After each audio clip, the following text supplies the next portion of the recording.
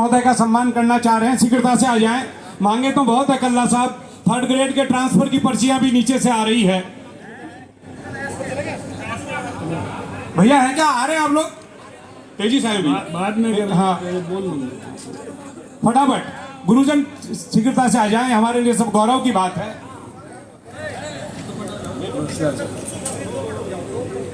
नमस्कार। तेरे आंसू का हर टुकड़ा तेरे प्यार की निशानी है। धन्यवाद। समझे तो मोती ना समझे तो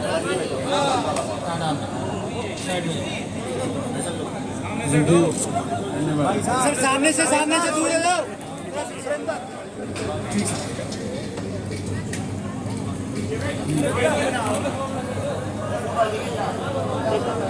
धन्यवाद। अब आप इधर हो गए तो कैसे आएगी फोटो, एक साइड हो। बस आ जाओ आ जाओ आ जाओ, सारा क्या आ जाओ। सुबह सब पढ़ लो अखबार सारा देख लियो। बीडी कल्ला साहब की मेहरबानी से सारे यही है ना भाई, नौकरी तो यही है ना अपने जिले में ही सबकी। ठीक है, बाहर भी जाओगा।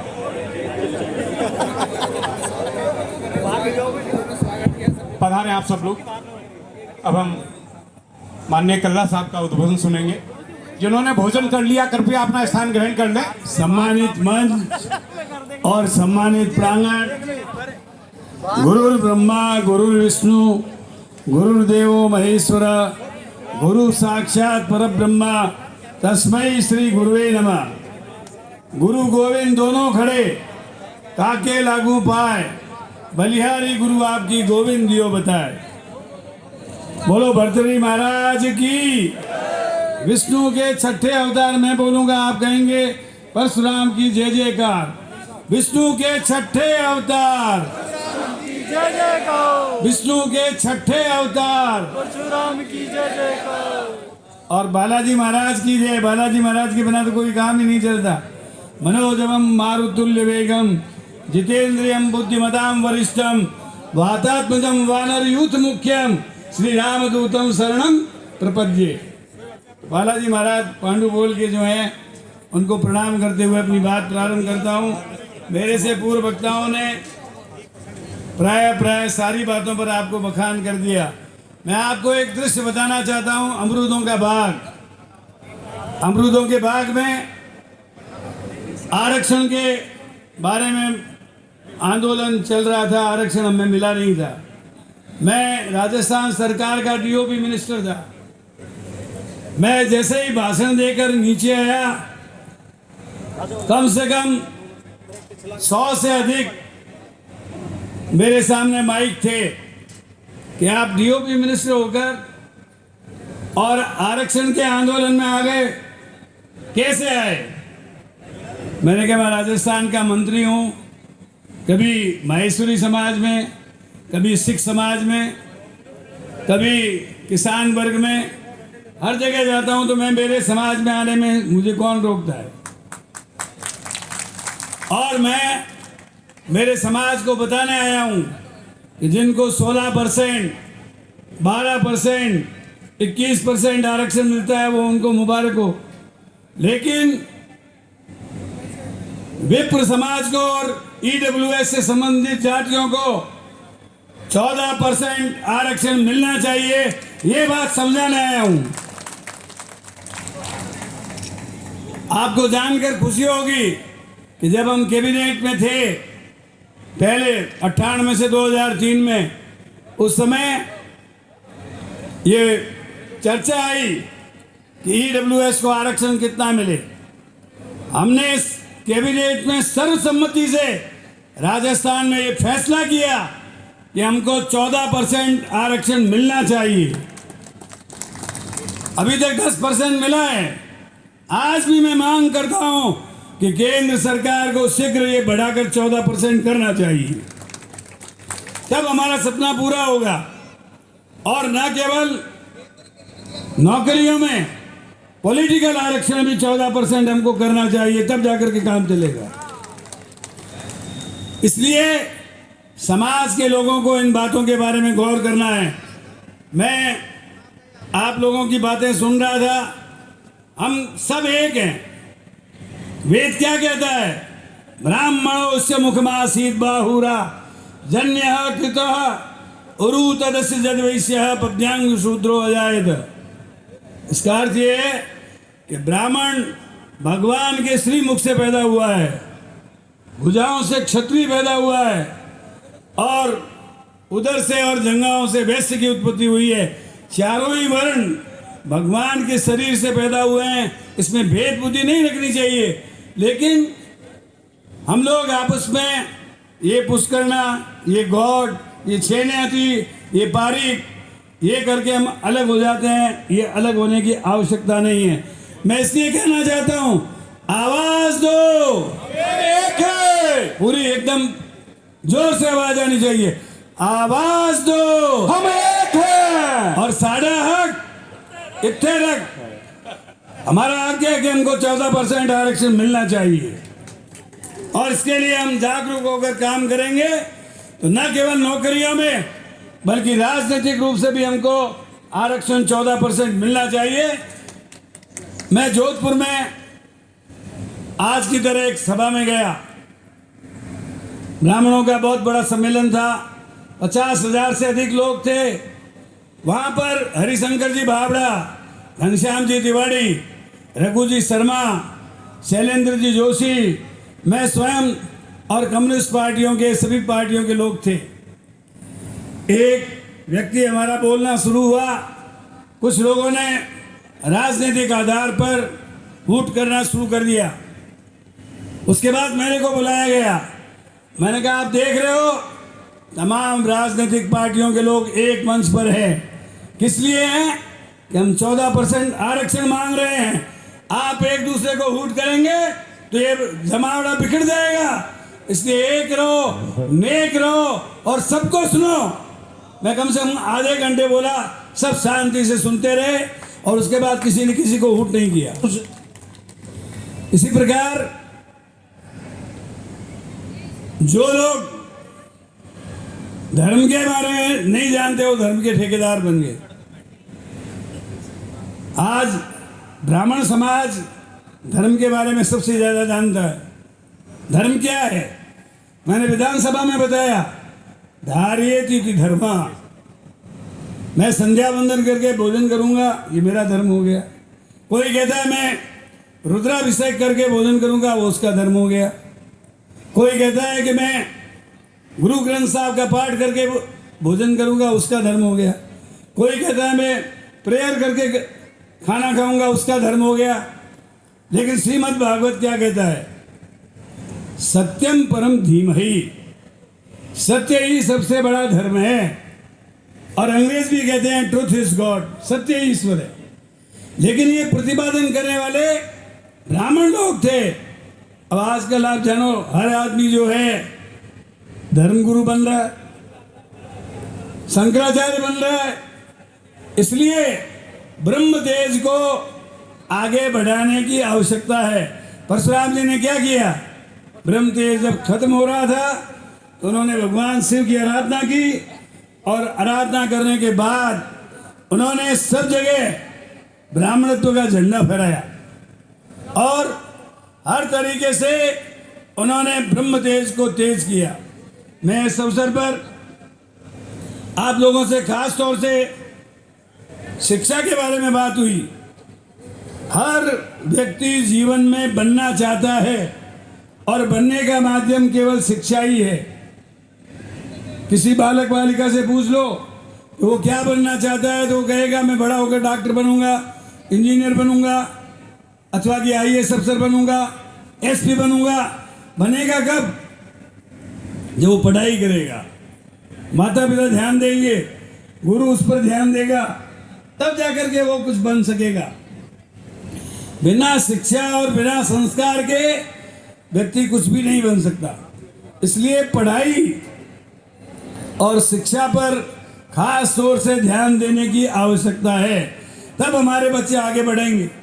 मैं विप्र फाउंडेशन के लोगों से कहना चाहता हूं कि वे इसके लिए हर जगह PMT, PET, RAS, IAS के प्रशिक्षण शिविर लगाएं। ताकि उनको रिटर्न की परीक्षा और उसके बाद मॉक इंटरव्यू इसकी व्यवस्था करके बताए, ताकि हमारे बच्चे अधिक से अधिक इस काम में आगे बढ़ सकें। ब्राह्मण समाज एक ऐसा समाज है जो अपने लिए नहीं, सारे समाजों के संस्कार डालता है। 16 संस्कार जो हैं उनको डालने का काम ब्राह्मण समाज करता है, लेकिन धीरे धीरे ये संस्कार हमारे यहाँ भी कम होते जा रहे हैं। इसलिए मैं कहना चाहता हूँ कि हमारे यहाँ कुछ ऐसे लोग तैयार हों जो संस्कारों को डालने का काम करें, हमारी पांडित्य पद्धति को जीवित रखने का काम करें और ब्रह्म तेज को आगे बढ़ाने का काम करें। तब जाकर के हमारे समाज की जो पूछ थी वो पूछ रहेगी। इसी प्रकार मैंने देखा है कोलकाता में जब पहला अधिवेशन हुआ, उस अधिवेशन में मैंने विप्र बैंक की स्थापना के बारे में बात की। मुझे बहुत खुशी है आज सुशील जी ने, जितेंद्र जी, भारद्वाज जी ने यहाँ पर विप्र बैंक की स्थापना की घोषणा की।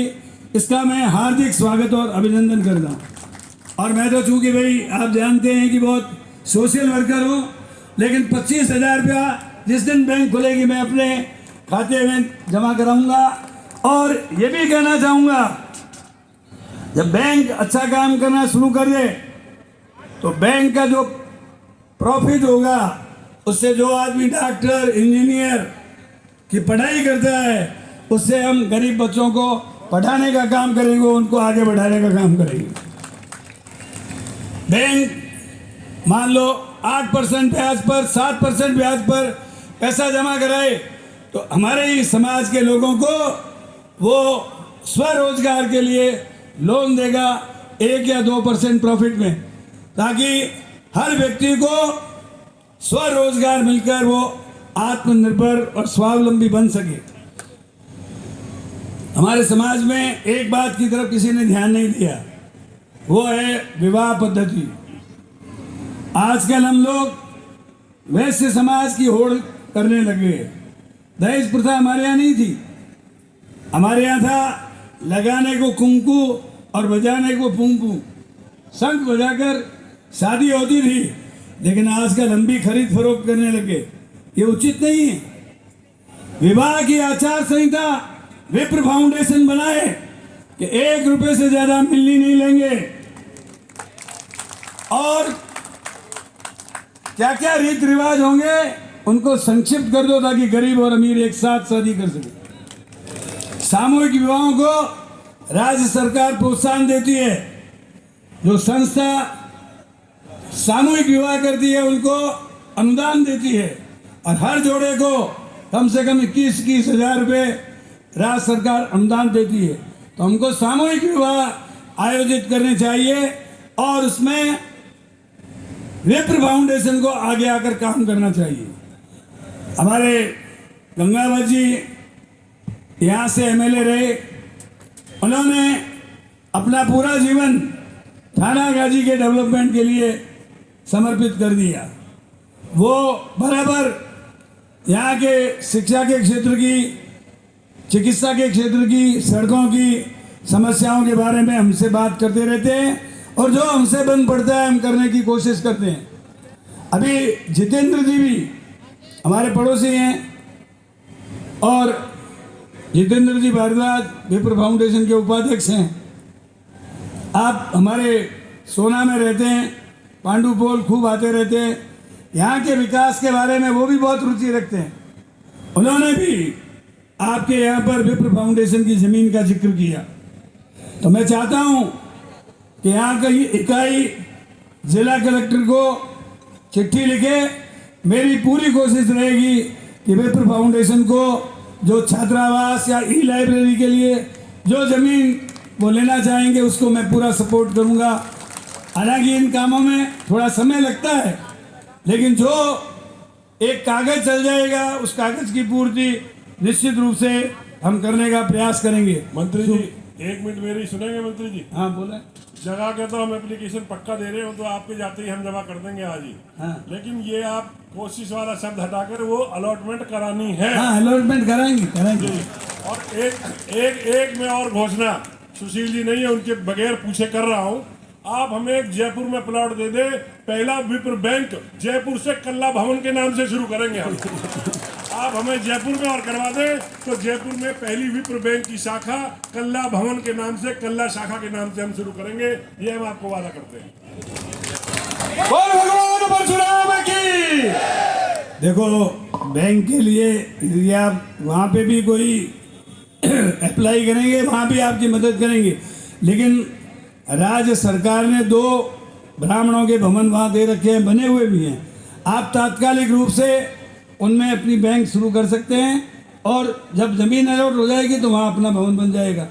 आपने बीकानेर में कहा था, मैंने रत्तानी व्यासों की बगीची में 15 लाख रुपए की लागत से वासनालय का भवन बना दिया है, शीघ्र उसका उद्घाटन करने वाले हैं। सागवाड़ा में भी आपने कहा था, तो प्रोसेस चल रहा है, शीघ्र ही उस जमीन का आवंटन कराएंगे। और जहाँ जहाँ विप्र फाउंडेशन सार्वजनिक हित के और सामाजिक हित के काम करेगा, मेरी तरफ से और हमारी सरकार की तरफ से पूरा सहयोग भारद्वाज जी मिलेगा, इसमें कोई शक नहीं है।